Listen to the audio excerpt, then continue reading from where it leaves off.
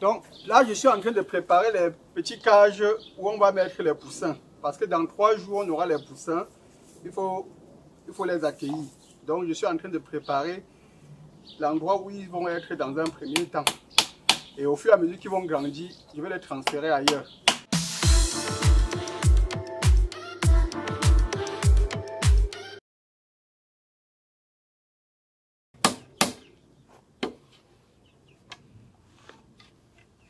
Donc, la transpalette que vous voyez là, rouge, c'est une transpalette que j'ai récupérée. C'est une transpalette de récupération. Ensuite, la seule chose que j'ai acheté là, c'est les tasseaux de 4 mètres. J'ai acheté les tasseaux à 3 €. Et les clous, bien sûr, je n'avais plus de clous de récupération.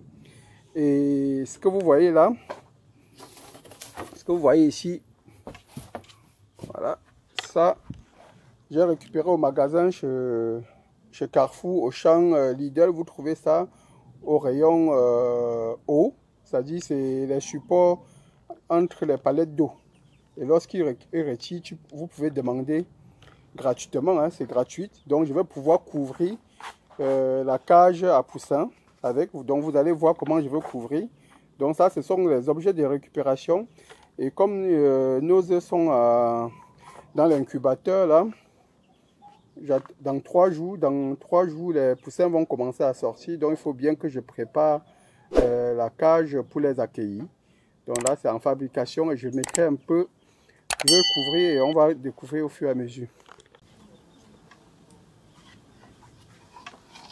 Hop, donc là, je vais mettre la face lisse de l'extérieur comme ça, même si un jour il pleut dessus, l'eau va juste glisser et ça tombe pile poil aux dimensions parce que j'ai essayé de mesurer et de fabriquer la cage par rapport à cette palette là que j'ai récupérée.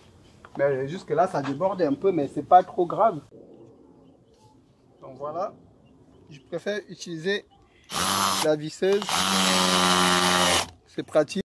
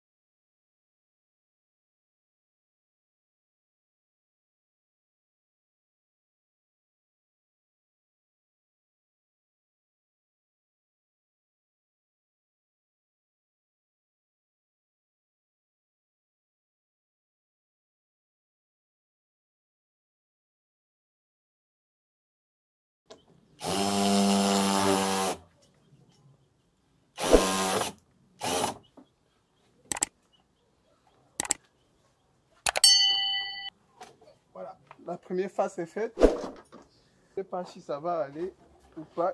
Il m'en faut des plus gros ou bien plusieurs comme ça. Mais ce qui m'intéresse d'abord, c'est la bordure. Bon, là, il va falloir couper. Hein. C'est pas un problème. Je vais fixer d'abord. Après, je coupe.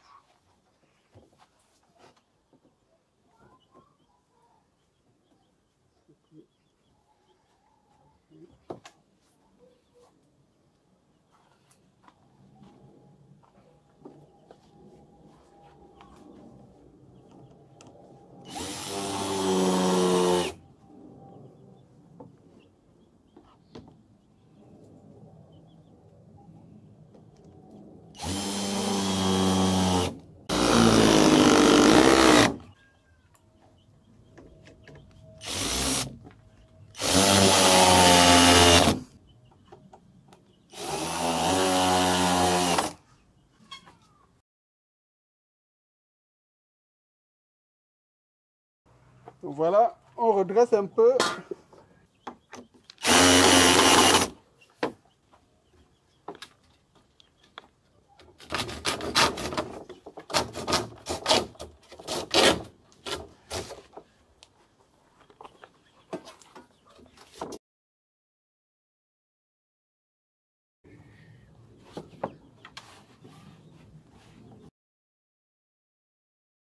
On va couper le petit morceau qui déborde là-bas. On n'a pas le choix.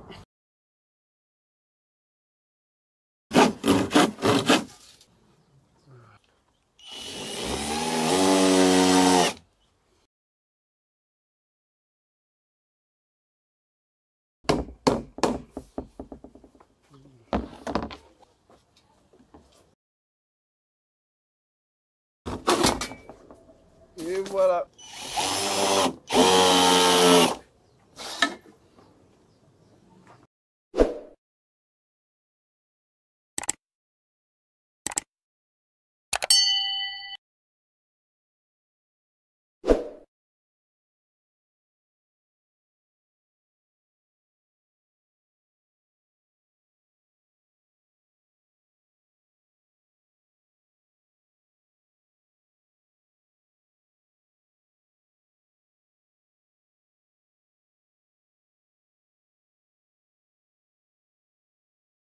Hop, je vais clouer un peu pour...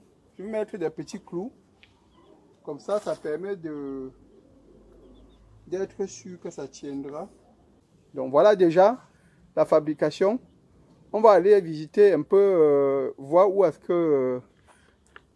qu'on en est avec les œufs, et on va profiter un peu pour mettre aussi de l'humidité pour que le taux d'humidité augmente. On va mettre un peu des gouttelettes d'eau sur les œufs. Donc à tout à l'heure, la fabrication progresse. Voici la cage une fois la fabrication terminée. J'ai mis les grilles ici au-dessus, c'est pour que la cage respire, et sur le côté. Et ici, j'ai laissé une petite fermeture, ouverture.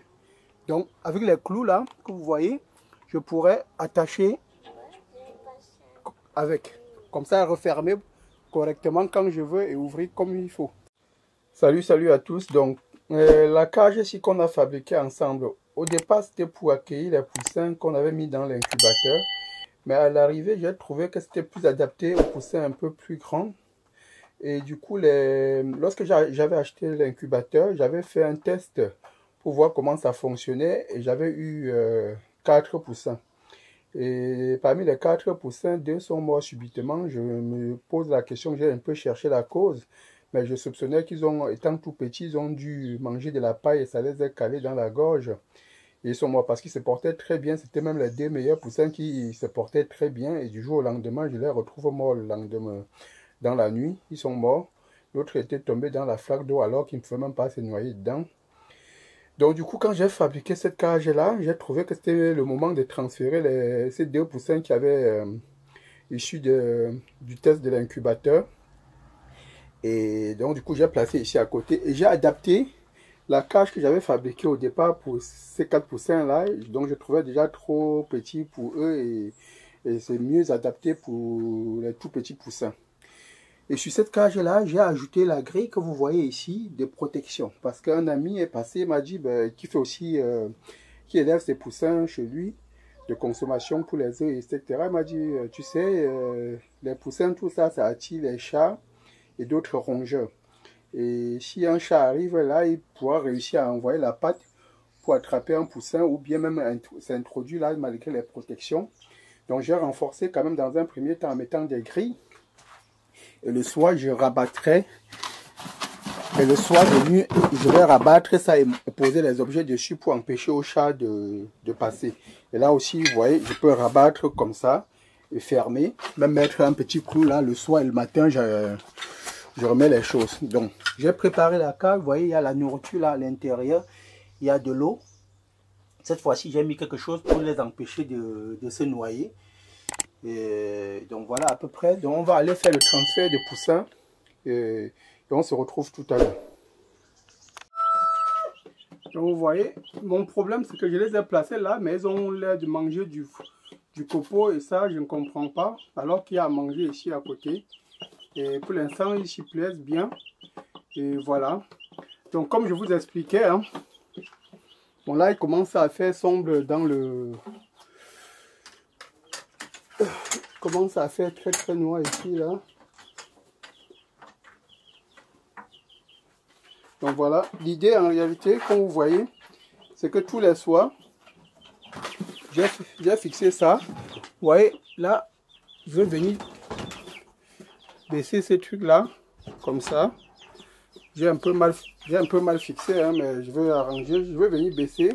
Et là, au-dessus, je vais venir placer celui-là pour qu'il ait l'obscurité et qu'il puisse dormir tranquillement.